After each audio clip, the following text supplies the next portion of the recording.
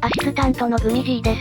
今回は、アイスで作る、さつまいもクレームブリュレを作っていくよ。クレームブリュレといえば、表面がカラメルでパキパキで濃厚なプリンのようなお菓子ですね。そうそう。そして今回は生クリームもさつまいももなしで簡単に作っちゃうよ。このさつまいもアイスで代用しちゃう感じですか？しちゃう感じです。お芋も生クリームも安くはないからね。このアイスが生クリーム、お芋等のペースト代わりになるわけなの。時短、節約にもなってお財布に優しいチャンネルですな。アイスはあらかじめ常温とかに出して溶かしておきましょう。材料は概要欄をチェックじゃ。ぜひ最後まで見ていってね。チャンネル登録、グッドボタン、通知オンもよろしくお願いします。コメントも気軽にしてね。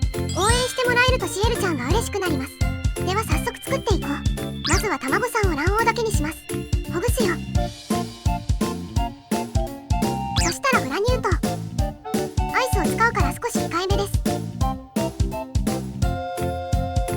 次に溶かしたさつまいもアイスを入れるよ。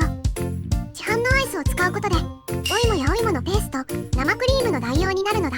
近所のスーパーですと植物性の生クリームでも170円、お芋も1本100円ほどですが、こちらのアイスは100円ほどでしたね。手軽にお芋の味を出せちゃうね。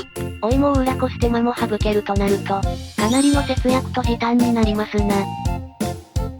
そして牛乳を加えます。混ぜ混ぜ。そしてバニラ要素、今回はなんと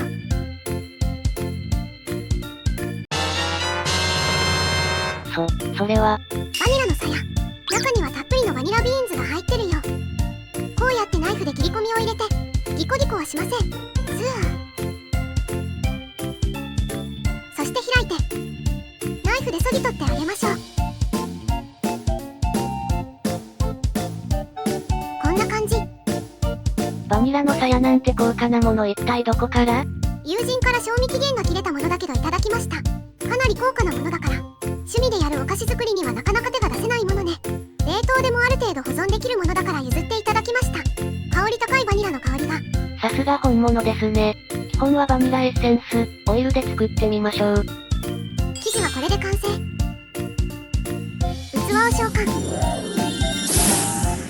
生地を流してくよ。お好みの耐熱の器を使おう。このココット型なら100円ショップで手に入ります。今回の分量は3個分。では焼いていくよ。温度は130度で40分ほど。湯煎焼きだからお湯を張ってね。では、いくぞー。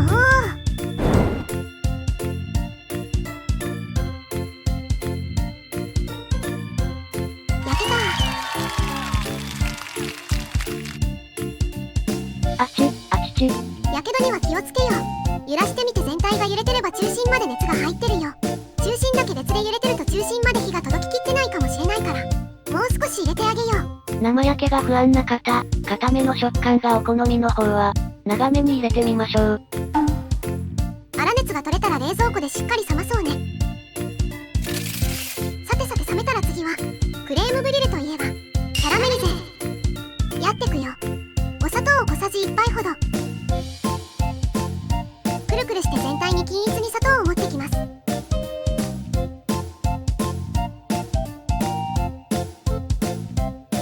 そして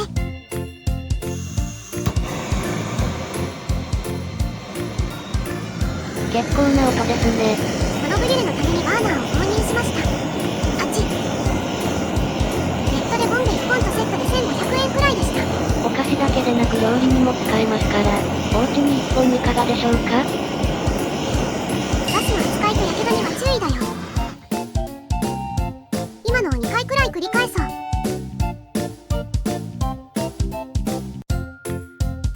あっち。言ってるそばから。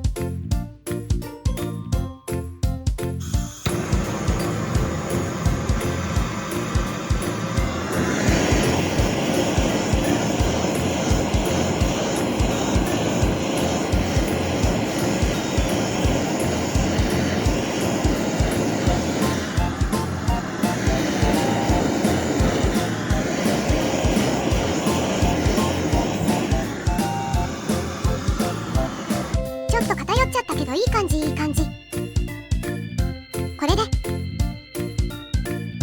成。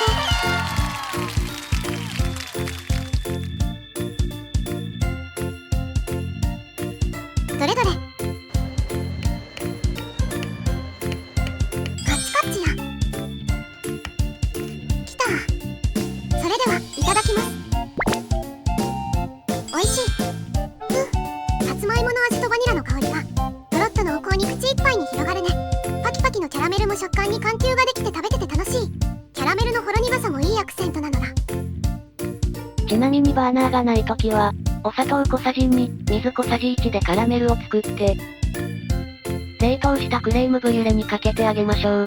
動画のカラメルはカメラをもともたしてたら、茶色くしすぎました。みんなはもっと手前で流しましょう。カチカチや。おいしい。ちょっと苦いけど、冷凍しててもクレームブリュレおいしいね。作り方や材料もプリンに近いし、バーナーがなくてもできるのでぜひ試してみてください。濃厚な味とパキパキのキャラメルは絶品よ。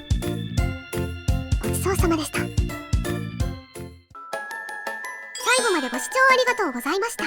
動画の感想、作ってみた感想もいただけると嬉しいです。チャンネル登録、グッドボタンなどもよろしくお願いします。週1、19時くらいに上げてます。他のお菓子の動画も見て